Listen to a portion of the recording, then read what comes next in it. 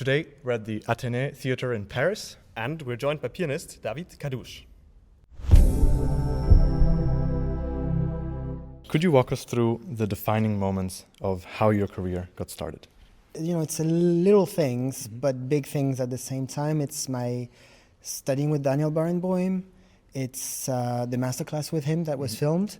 It's the different competitions that I did. And it's the Victoire de la Musique here that I received.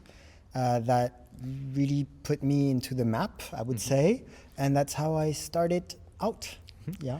And do you think that kind of path is still possible today? Do you see more or less obstacles these days for young musicians? I don't know. I think we have youngsters that are coming out that are absolutely amazing. So it means that the path is still wide, opened.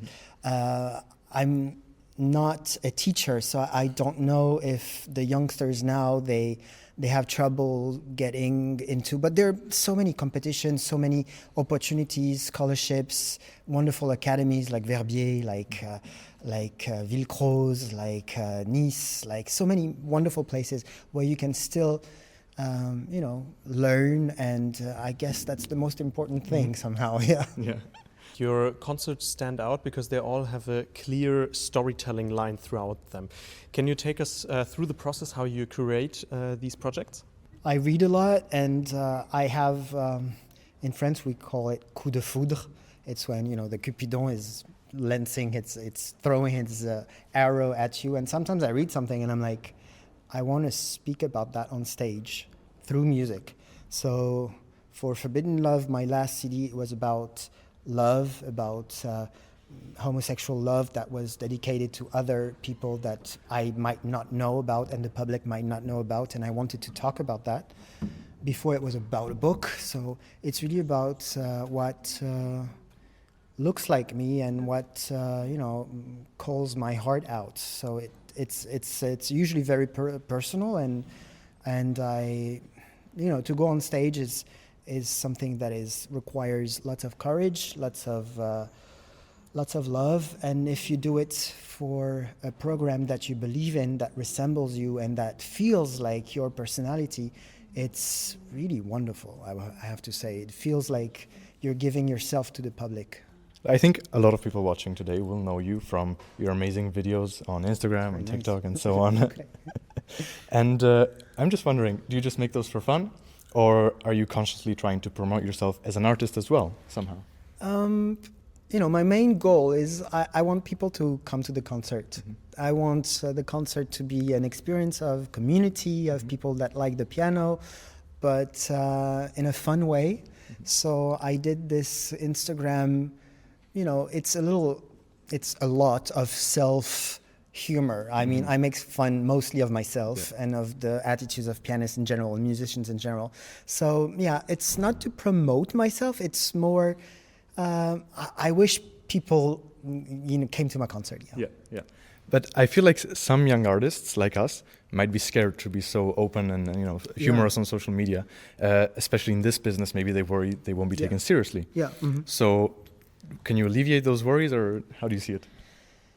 I do it because it's me somehow, but I wouldn't advise it to everybody. I do it because I have fun with it, and I don't know whether it's harmful to me, but I just know that it's my path somehow, that I like to laugh about my job, and people seem to respond quite well. So to a youngster that would be afraid of humor on social media, I would say, if you're someone that really laughs about your job and wants to laugh with other people to alleviate yourself from the stress of this job, or from the worries of this job, which is a lot, there's a lot to worry, do it.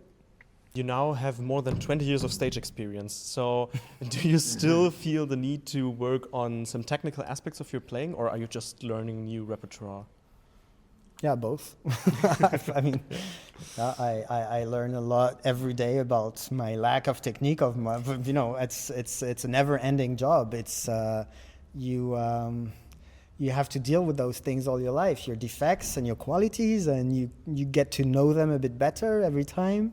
So I would say I'm not someone that plays the same thing every time. So I'm curious in a way that makes me sight read stuff, and also because I love to play female composers. Sometimes there are manuscripts that I don't know that I have to discover, that people make me sight read, and that, you know, I study those pieces, and it's not something that I play all year long.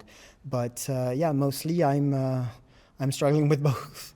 Yeah. Okay. It's great to hear that that an artist who's been on stage that long is still struggling with it. Not that long. Don't say that.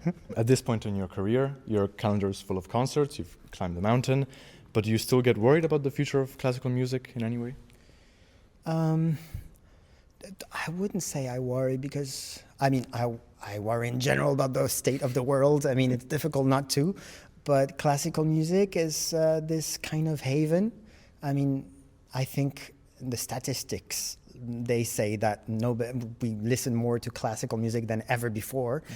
So yes, it's because of those playlists on Spotify or on Apple or wherever you listen to your music, but still, it means something about how people go to this music to make them feel better, to find themselves, to have sometimes, you know, people say it calms them. Yes, maybe it's a time where you can disconnect from your phone, from the world, and so I don't think I'm worried about classical music. And also because classical music, it's written. I mean, a Beethoven sonata will be there for you wherever you are. Whichever, you know, the world will be, it may be in flames, but the Beethoven sonata hopefully will still be there, and you can still confide in it. Mm-hmm. You've often talked about how you want to engage more with your audience in your concerts, for example, by talking to them. So are you trying to move away from the traditional classical music concert experience? Not move away, but that's what I was telling you about my programs being personal and being a personal affair to go on stage. Sometimes I play pieces that nobody knows, and I feel kind of the people want to hear, I don't know, Tchaikovsky, and I'm coming with Ethel Smythe, and I'm like, you're going to love this also. But I do have to tell them why I chose this composer, because sometimes they don't know why, and there's this bunch of composers that they don't know how I came up with this idea, and it feels nice to tell them, okay, listen, I've got this idea of this program with this theme, and let me explain it to you. Maybe it will make sense to you. And maybe you'll hear Tchaikovsky in this theme in another way, in a different angle. And by speaking, sometimes I feel like it enriches the listening experience for some people. Some other people, they really don't want to hear anything, you know, any discourse before playing. But for me, I like it. It's, you know, my mother was a guide in a museum, and whenever we went to the paintings, she would always ask us, when we were kids, what we thought about paintings, and there was no bad interpretation of it. And so I like this approach of art, which is, let me tell you about how I feel. And that's really how I engage with concerts. And finally, let's hear David Kadouch's top comment. Classical music is not dying.